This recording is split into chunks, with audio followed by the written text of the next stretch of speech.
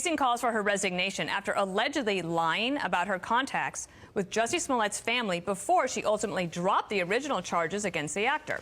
Foxx said publicly she stopped talking to Smollett's sister after he became a suspect, but a special prosecutor's report finds Foxx continued communicating with her days after. Let's bring in former DOJ prosecutor Jim Trusty. I think this is quite amazing. I want to read from the retired Judge Sheila O'Brien, who said Kim Foxx should resign. This report shows she is a liar, that her administration is in chaos, and that she's blaming everyone else. She should resign. Taxpayers deserve better, and Mrs. Preckwinkle, her mentor, should take no part in replacing Foxx. Cook County government needs to clean house. And basically, this text showed that Smollett's sister and Foxx were in communication, and Foxx says, your brother should be fine as long as he stays consistent. How does she stay in the job after this?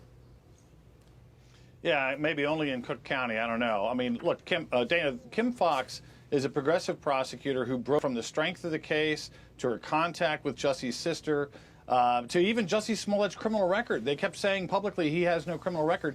He had a DUI with, of all things, a false statement to police conviction. That's a pretty material piece of information that they lied about. But the conversation with the sister is astounding to me because it really walks right up to the line of obstruction of justice. She's sitting here telling the sister, now that I know he's a suspect, as long as he's consistent, as in keeping with that false story, he should be okay. That's an amazing moment for a public official, a prosecutor, to be coaching that. If you see it that way, and many others see it that way, why does the state and the county disagree? I mean, last night, Cook County in Illinois came out with a statement saying, we disagree with what the state has found against Kim Foxx. Why?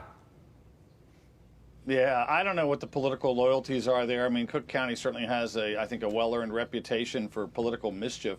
But this is just outrageous to the citizens of Chicago. You've got a chief law enforcement officer who is lying over and over again to cut a sweetheart deal for a two-bit actor just because that's what she wants to do. It has nothing to do with justice, everything to do with personal favoritism.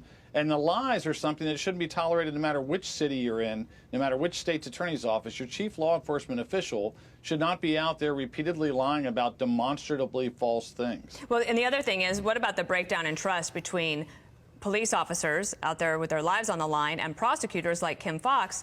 Because in this instance, it was a hoax. They sent him on a wild goose chase. It was 3,000 hours, for which he has now been, convicted in a court by a jury.